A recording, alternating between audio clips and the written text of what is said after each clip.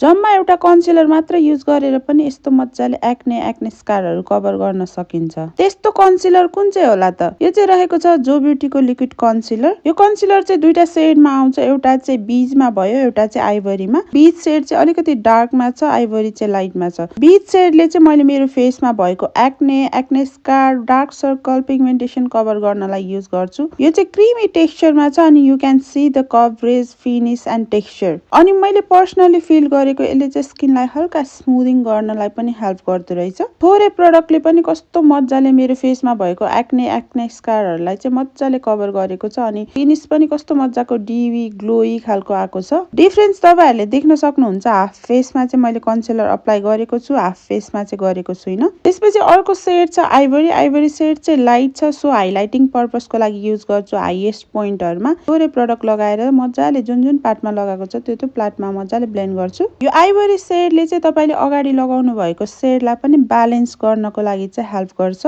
Personally म चाहिँ यो कन्सिलरको एकदमै ठुलो फ्यान भएको छु। अब चाहिँ मैले फाउन्डेसन युज गर्न छोड्दिन्छु होला। यदि तपाईहरु पनि म जस्तै कन्सिलर लभर हुनुहुन्छ प्लस फेसमा चाहिँ acne scar, pigmentation, dark circle छ भने चाहिँ you need to try this concealer from जो ब्युटी नेपाल।